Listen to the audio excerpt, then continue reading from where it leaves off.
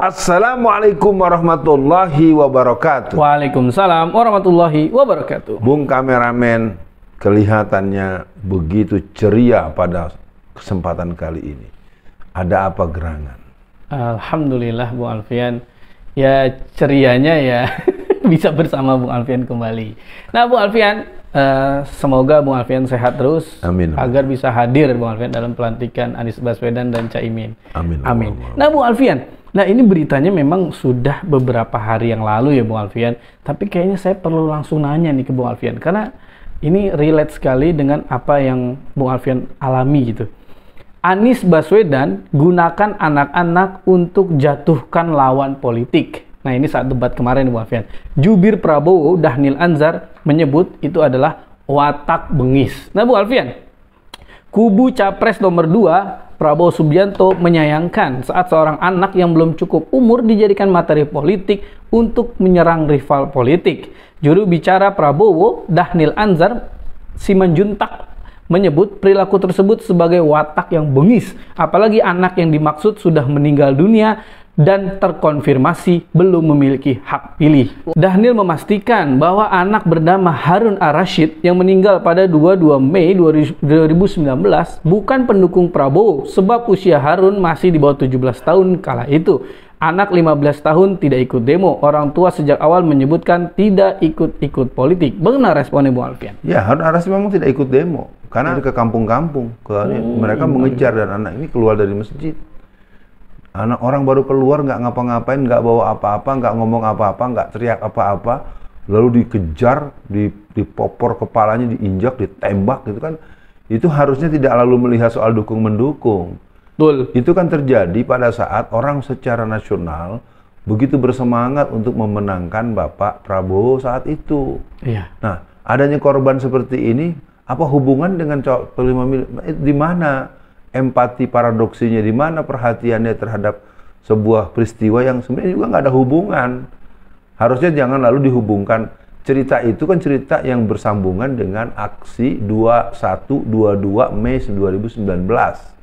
Itu sebenarnya kan ada 2 orang kan yang sempat mati, dan itu semua karena mereka dikejar-kejar oleh aparat yang sampai ke dalam gang-gang di kampung-kampung di sekitar Tanah Abang dan di sekitar tempat kantor Bawaslu itu atau MK dan seterusnya. Pokoknya sekitar situlah kisaran-kisaran yang ada di Jakarta Pusat itu.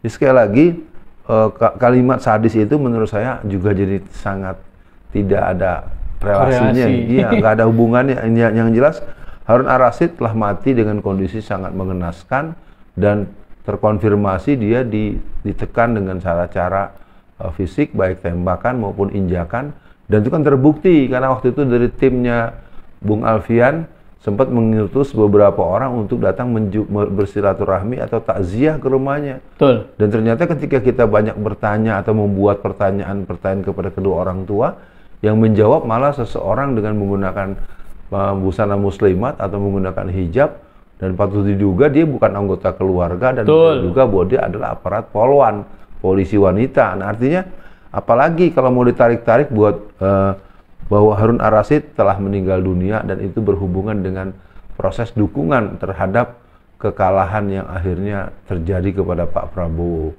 Harusnya kan dia tidak mengatakan begitu gitu menurut saya. Iya, Bung Alfian, semoga Harun Ar-Rasyid ditempatkan di surganya Allah ya Bung Alfian. Amin Allah, syahid. Amin amin. Nah Bung Alfian, ini kan justru Pak Anies itu ingin mengingatkan bahwa ada loh dulu orang yang bisa dibilang memperjuangkan kemenangan Pak Prabowo pada 2019.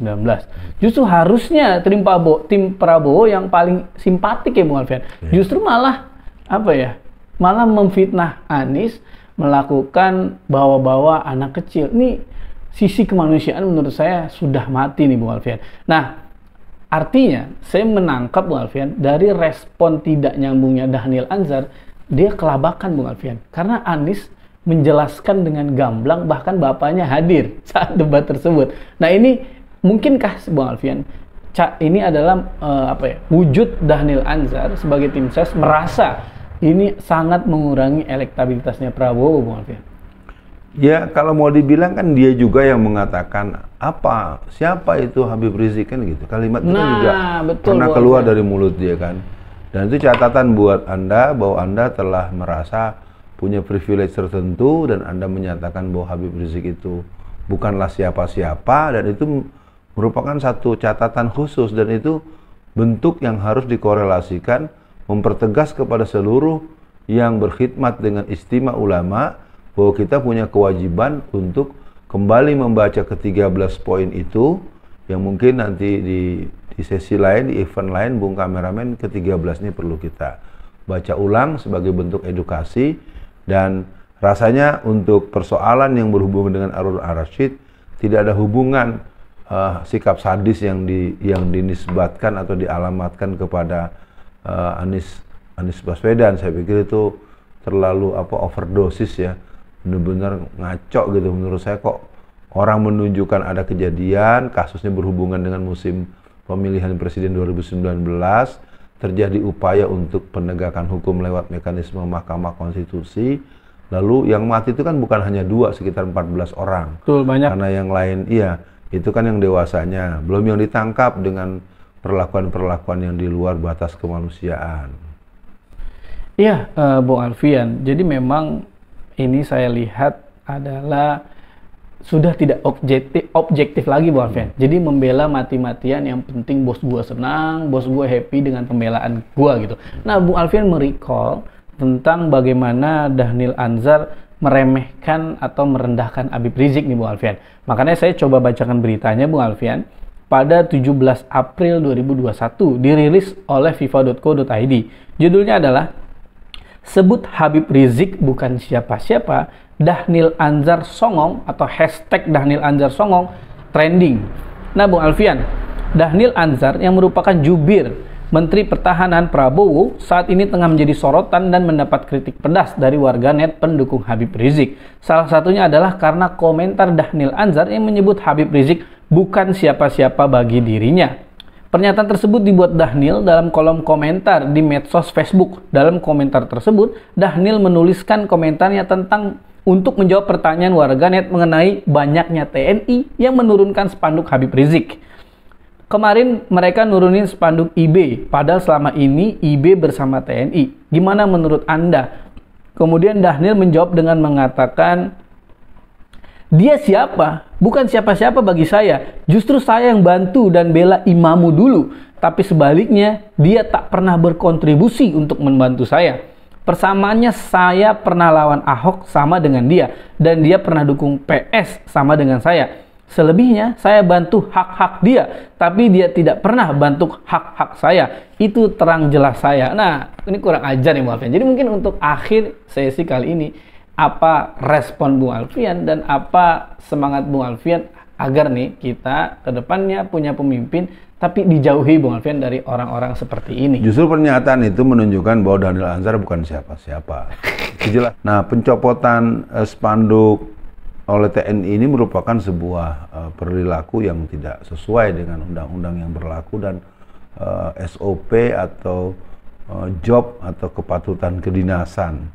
Mana urusan TNI kerjaan nyambut-nyambutin spanduk. Nah, itu juga sebuah hal yang harus segera dikoreksi. Dan dari saya, untuk ke depan kita sudah semakin jelas bahwa kita membutuhkan perubahan, kita membutuhkan tata kelola negara dengan akal sehat, dengan dasar konstitusi yang berlaku, dan kita cukupkan sampai di sini perilaku-perilaku yang irasional, perilaku-perilaku yang tidak cukup bisa diterima. Dan saya ingin mencatat bahwa ada 2 orang yang mati dalam keadaan dibunuh sadis, yaitu Harun Ar-Rasyid dan Raihan. Ya, 2 nama itu semoga Allah kelompokkan kedua anak-anak ini sebagai anak-anak yang syahid fisabilillah. Amin ya Allah. Nah, sehubungan dengan pembahasan kita di awal tadi soal sadisnya menggunakan anak-anak, saya pikir itu juga malah tidak ada hubungan. Justru Betul. Pak Anies Baswedan itu ingin menunjukkan gini loh, ini aku bawa nih orang yang pernah menjadi Prabowo lovers gitu kan. Harusnya dilihat, oh iya ya, semoga anaknya diterima di sisi Allah gitu kan. Malah jadi seolah-olah orang itu mati, bodoh amat, mau mati, nggak ada urusan sama gua, dia bukan pendukung gua. Nah, itu kan satu wilayah yang menurut saya berlebihan. Nah, sekali lagi buat pemirsa, kita ingin pada pemilu 2024 tanggal 14 ini kita kembali mengulang kekuatan dukungan rakyat, dukungan masyarakat atas pertolongan Allah Subhanahu wa taala untuk memenangkan pasangan nomor 1 Anies Rashid Baswedan dan Abdul Muhaimin Iskandar. Semoga Allah meridhoi semuanya. Amin. Dan mengalahkan pemain curang, mengalahkan pemain uang, mengalahkan pemain dukun. Assalamualaikum warahmatullahi wabarakatuh.